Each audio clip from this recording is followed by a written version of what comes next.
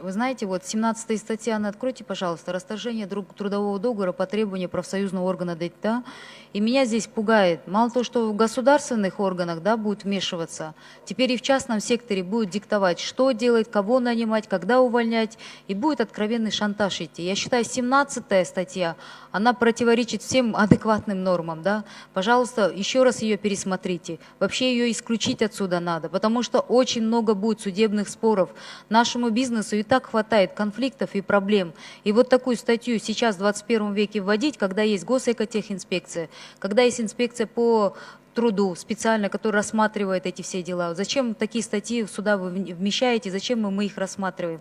Мне бы хотелось поговорить также о столь непопулярном в нашей стране конфликте интересов.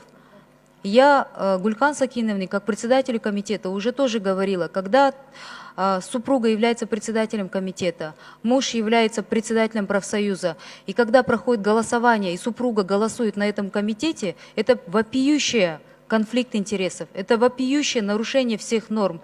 Мы, парламент, должны оставаться вне подозрений, и мы, парламент, должны быть правилом, должны быть примером добросовестного, некоррупционного, неконфликтного поведения. В этом случае мы полностью опровергаем все то, зачем мы эти законопроекты вносим. Как раз таки в этой ситуации Гулькан Сакиновне я уже говорила о том, что такие законопроекты через ее комитет не должны были проходить. И в таких законопроектах она не имела морального права голосовать. Но человек слышит, не слышит.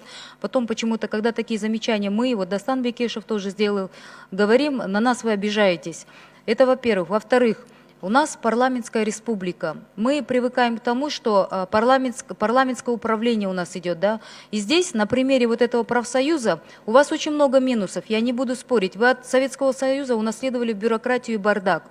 Я бы посоветовала вас отдельно всех рассматривать, включая деятельность Мирбека Асанакунова. Его самого 100 раз проверяли, столько уголовных дел возбуждалось, столько судебных процессов, конфликтов.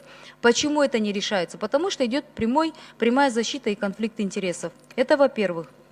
Во-вторых, вы здесь узакониваете в этом законопроекте, чтобы была полная вертикаль власти, и президента как профсоюза, который будет выбран, да, и все там отраслевые профсоюзы ему будут подчиняться, на 5 лет, как депутатов.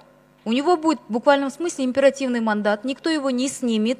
Межсессионно раньше можно было предложение вносить, да, и убрали такой пункт – выражение недоверия. То есть он либо умрет, ногами вперед оттуда уйдет, либо уголовное дело возбуждет. А если у тебя супруга сидит председателем комитета, естественно, кто на него уголовное дело будет возбуждать.